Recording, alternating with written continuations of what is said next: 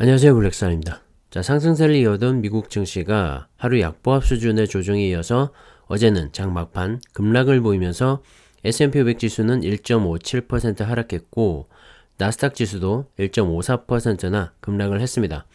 최근에 2주 정도 상승세를 이어오던 미국 증시가 물론 많이 올랐기도 하지만 이틀 연속 하락을 보이면서 또다시 이 하락세로 돌아서는 게 아닌가 하는 우려도 생기고 있죠.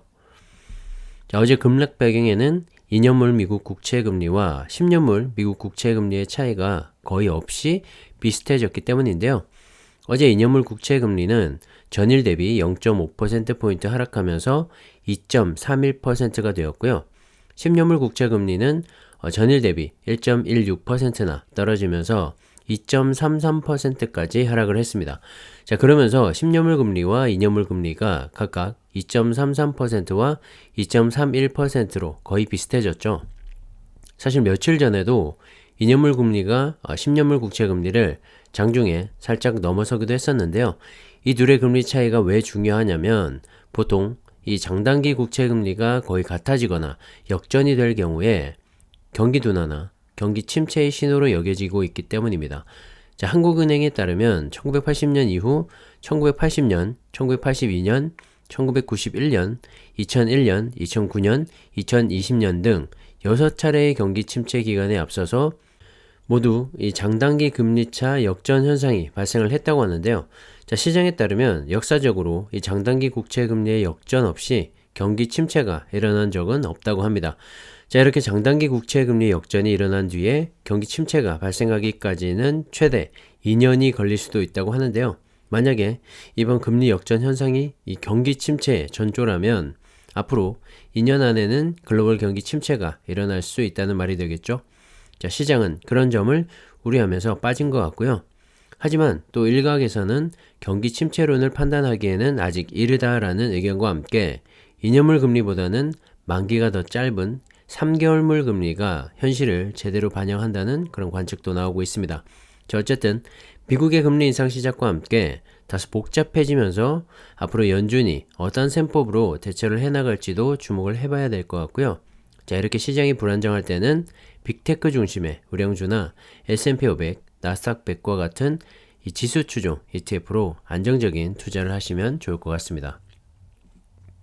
자, 어제 지난 2월 미국의 개인 소비 지출인 PCE 물가지수가 발표가 됐는데요. 전년 동월 대비 6.4%나 올랐다고 합니다. 자, 1982년 이래 40년 만에 최고치를 기록했다고 하는데요. 자, 변동이 심한 식품과 에너지를 제외한 이 근원 PCE 물가지수도 전년 같은 달보다 5.4% 상승을 해서 1983년 이 4월 이래 가장 높은 수치를 기록했다고 합니다. 자, 저번 달이죠. 3월에 연준에서 첫 번째 금리 인상을 단행을 했죠. 자, 치솟는 물가로 인해서 첫 번째 이 금리 인상이 단행이 된 건데요. 자, 앞으로 이 수치들이 조금씩 낮아지지 않을까 생각을 합니다. 자, 2월 달이면 금리 인상 전이기 때문에 높을 거라는 예측은 하고 있었지만 그래도 이 막상 발표가 되고 나니까 지금 현재 이 물가가 얼마나 높은 상태인지를 한 번 더 확인을 하게 된 것 같습니다. 자, 높은 물가 지수의 발표도 어제장 좋지 않은 영향을 미친 것 같고요. 자, 올 한 해 동안 7번의 금리 인상을 예상하고 있기 때문에 앞으로 물가 지수는 어느 정도 잡혀갈 것 같긴 한데 국채금리의 변동성을 보면 또 막연하게 올리기만 해도 안 될 것 같다는 생각도 듭니다. 경기 침체를 우려하지 않을 수가 없는 거죠. 연준의 숙제가 하나 더 늘어난 것 같고요. 현명한 정책으로 잘 해결해 나갔으면 합니다. 자, 물가 상승에는 역시 국제 유가가 한 몫을 차지하고 있는데요. 고공행진을 이어오던 이 국제 유가가 어제는 큰 폭으로 하락을 했죠. WTI도 7% 하락하면서 100.28달러를 기록했는데요. 자, 조만간 100달러 아래로 내려서지 않을까 생각을 합니다. 자, 지난번에 잠깐 이 100달러 아래로 내려섰다가 전쟁의 여파로 다시 올랐었죠. 자, 어제는 미국에서 앞으로 6개월 동안 전략 비축유를 하루 평균 100만 배럴씩 방출한다는 소식이 나오면서 유가 하락에 일조를 했습니다. 일단 급한 불은 끈 셈인데요. 하지만 미국의 이런 일시적인 비축유 방출만으로는 근본적인 문제의 해결은 될 수가 없겠죠. 자, 그래서 오펙 플러스 산유국들의 증산을 요구하고 있지만 기존에 40만 배럴 생산해서 오는 5월부터 43만 배럴 증산에 합의하면서 사실은 큰 효과는 없을 것으로 보입니다. 사실 지금 상황이 상당히 어려운 것 같아요. 자, 고유가로 인해서 전기차 등의 수요도 증가를 하고 있지만 또 높은 국제유가와 치솟는 원자재 가격으로 인해서 2차전지 배터리 수급도 원활하지 못한 상황이고요. 전기차의 가격도 계속 올라가고 있죠. 사실 산유국들 입장에서는 앞으로 전기차 시대가 도래하게 되면 자기들 이 원유를 팔아먹을 수가 없게 되니까 지금 굳이 원유 생산을 늘려서 가격을 낮출 필요가 없을 겁니다. 내연기관차에서 이 전기차로 넘어가는 과도기적인 시점의 문제라고 생각을 하고요. 전 세계는 또 다른 도전에 직면해 있다고 생각을 합니다. 자, 환경을 위해 넘어서야 하는 과정이라고 생각을 하고요. 잘 극복해서 새로운 전기차 시대가 빨리 왔으면 합니다. 저는 중국에서 경기 부양책이 발표가 되면서 중국 증시는 모처럼 상승을 했는데요. CATL과 BYD 등 우리가 투자하고 있는 중국의 2차전지 관련 주들도 상승을 하면서 차이나 전기차 ETF도 바닥을 다지는 모습이었습니다. 자, 최근에 중국의 코로나 확산세로 인해서 심천과 상하이 지역이 봉쇄가 되기도 했고 아직까지 진행이 되고 있기도 하죠. 자, 그런 여파로 인해서 주춤했던 중국의 증시도 오늘 이 경기부양책 발표를 계기로 상승세를 이어가지 않을까 생각을 합니다.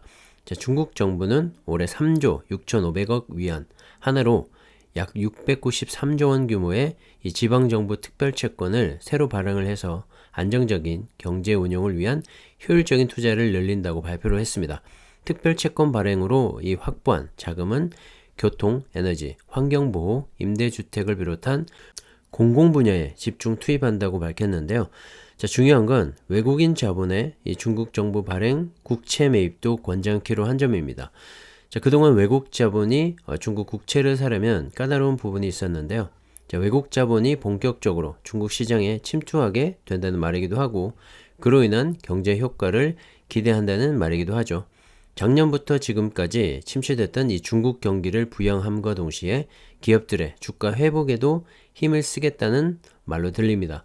자, 교통과 이 에너지, 환경보호 등의 분야를 강조한 만큼 자, 전기차와 2차전지 그리고 신재생에너지와 관련된 사업 그리고 그 기업들의 성장을 한 해 동안 기대해 볼 수 있을 것 같습니다. 자, 올해 들어서도 전 세계 전기차 배터리 시장에서 CATL이 독주를 하고 있는데요. 자, 올해 1, 2월 두 달간 배터리 점유율에서 CATL이 34.4%를 차지하면서 2위인 LG에너지 솔루션과의 격차를 더욱더 벌렸습니다. 작년과 비교해보면 작년 1, 2월 기준 배터리 점유율에서 CATL이 27.5%였고 LG에너지 솔루션이 20.7%를 차지했었는데요. 자, 올해는 같은 기간 34.4%와 13.8%로 그 격차가 더 크게 벌어졌습니다. 자, 성장률에서 보더라도 CATL은 작년 대비 158.5%의 성장률을 기록했고요. 3위를 차지한 BYD는 무려 256.8%의 높은 성장률로 11.9%를 차지하면서 2위인 LG에너지 솔루션마저 위협하는 그런 단계에 이르렀네요. 정말 중국 배터리 기업들의 성장세가 무섭고요.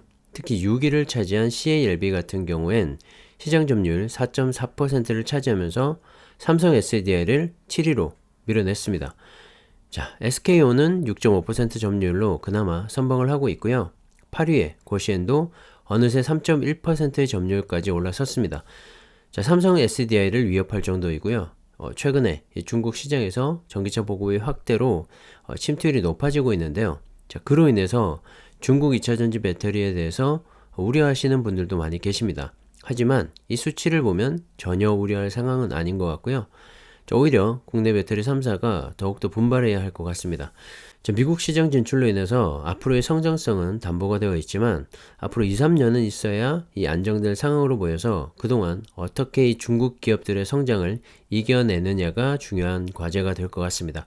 하지만 보시면 글로벌 전기차용 배터리 시장은 중국과 한국이 양분을 하고 있죠. 이미 자리를 잡아가고 있기 때문에 새로운 경쟁 업체로 인한 위협은 없을 것 같고요. 한정된 파일을 어떻게 나눠 가지느냐가 관건이 될 것 같습니다. 자, 그래서 우리는 안정적으로 중국과 이 한국 시장 모두에 투자를 하시면 좋을 것 같다는 생각이고요. 자, 지금은 조금 많이 빠져서 힘들어 하시는 차이나 전기차, 저는 여전히 매력적인 ETF라고 생각을 하고요. 곧 상승을 시작할 거라고 생각을 합니다. 자, 우리나라 2차전지 기업들도 슬슬 시동을 걸고 있죠.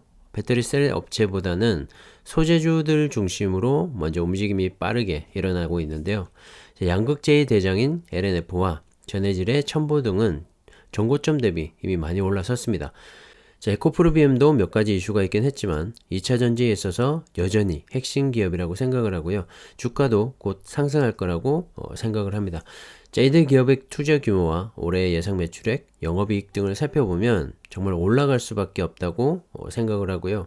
성장성의 기대치가 높은 만큼 이 기업의 실적도 함께 체크해 본다면 투자에 좀 더 확신이 생길 거라고 생각을 합니다. 자, 올해 1월부터 2월 사이 전 세계 80개국에 등록된 전기차에 탑재된 이 배터리 사용량은 53.5GWh로 지난해 같은 기간보다 106.9%나 증가를 했다고 합니다. 두 배가 조금 더 넘은 거죠. 가파르게 성장해 가고 있고요. 전 세계를 움직이는 미국마저 이 전기차 시장 진출을 선언했기 때문에 앞으로의 세상은 정말 빠르게 변화될 거라고 생각을 합니다. 그 중심에는 이 반도체에 이은 2차 전지 배터리가 있을 거고요. 한 해 두 해 투자로 끝낼 게 아니라 5년, 10년 혹은 그 이상 투자를 해도 괜찮을 거라고 생각을 합니다. 제 영상은 참고만 하시고요. 여러분도 각자 신중한 판단으로 좋은 투자 하셨으면 합니다. 자, 오늘은 여기까지 하겠습니다. 감사합니다.